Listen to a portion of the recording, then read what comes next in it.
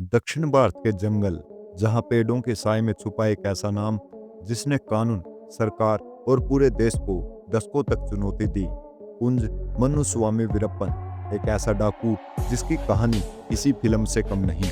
लेकिन क्या वीरप्पन वाकई सिर्फ एक डाकू था या उसके पीछे छिपे थे कुछ और बड़े राज? आइए जानते हैं वीरप्पन की पूरी कहानी। 1952 में तमिलनाडु के छोटे से गांव गोपीनाथम में वीरप्पन का जन्म हुआ। उसके पिता एक साधारण किसान थे, लेकिन गरीबी ने उनके परिवार को हमेशा घेरे रखा। वीरप्पन का बचपन बड़ी मुश्किलों भरा था। गरीबी, अशिक्षा और अभाव ने उसे एक अलग ही रास्ते पर डाल दिया। बचपन से ही वीरप्पन को जंगलों में खास लगाव था। वह अपने दोस्तों के साथ जंगलों में शिकार करने जाया करता था। यहीं से उसकी जिंदगी की सबसे बड़ी यात्रा शुरू हुई। कहते हैं वीरप्पन ने पहली बार 10 साल की उम्र में शिकार करना सीखा। हाथी, हिरण और जंगली जानवरों को मारकर उनकी खाल और हाथी दांत बेचना उसका काम बन गया। लेकिन यह सब बस एक शुरुआत थी। जल्द ही वीरप्पन चंदन की तस्करी में जुट गया। उसने अपने छोटे से गिरोह के साथ दक्षिण भारत के जंगलों में अपना दबदबा बना लिया। क्या आपको पता है, वीरप्पन ने अपने जीवन में करीब 2000 हाथियों का शिकार किया था और उनको हाथी दांत तस्करी के जरिए बेचा। यह संख्या किसी भी शिकारी के लिए अभूतपूर्व मानी जाती है। वीरप्पन के आतंक की शुरुआत 1970 के दशक में हुई।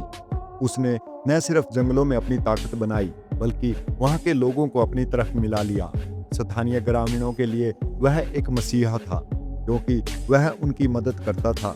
लेकिन पुलिस और सरकार के लिए वह एक दर्द बन चुका था।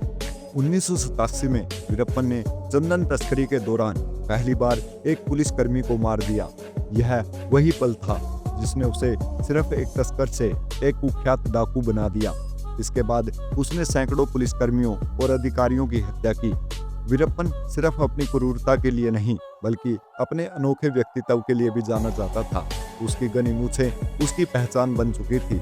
उसके बारे में कहा जाता है कि उसे जंगल का हर कोना पता था। वह अपने दुश्मनों से हमेशा एक कदम आगे रहने के लिए मशहूर था। वीरप्पन के पास इतनी चालाकी थी कि वह सरकार और पुलिस को 20 साल तक चकमा देता रहा। 1990 के दशक में वीरप्पन ने अपना आतंक और बढ़ा दिया। उसने कई बार अपहरण किए। इनमें से सबसे कुख्यात घटना थी कन्नड़ फिल्म अभिनेता राजकुमार का अपहरण। इस अपहरण ने पूरे देश को हिलाकर रख दिया।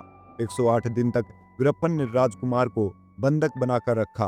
अंततः भारी फिरौती देने के बाद उनकी रिहाई हुई। वीरप्पन को पकड़ने के लिए पुलिस ने कई बार ऑपरेशन चलाए।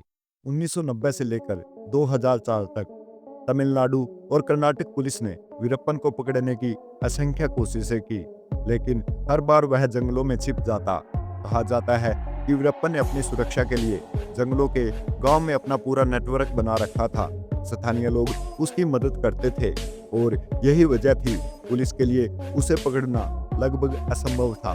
2004 में तमिलनाडु स्पेशल टास्क फोर्स ने ऑपरेशन कोकून लॉन्च किया। इस ऑपरेशन को प्लान करने में 10 साल लगे। आखिरकार 18 अक्टूबर 2004 को वीरप्पन एक एम्बुलेंस में फंसा दिया गया। उसे पकड़ने के लिए पुलिस ने एक नकली एम्बुलेंस का इस्तेमाल किया। जब वीरप्पन ने भागने की कोशिश की तो उसे वहीं मार गिराया गया। वीरप्पन अब इस दुनिया में नहीं है, लेकिन उसकी कहानी आज भी जंगलों में गूंजती है। उसने जंगल के कानून और इंसानी लालच के संघर्ष को अपने जीवन से परिभाषित किया। वीरप्पन की कहानी एक चेतावनी है कि अपराध का अंत हमेशा बुरा होता है। दोस्तों, वीरप्पन की इस कहानी ने हमें बताया कि जंगलों का राजा भी एक दिन खत्म हो सकता है।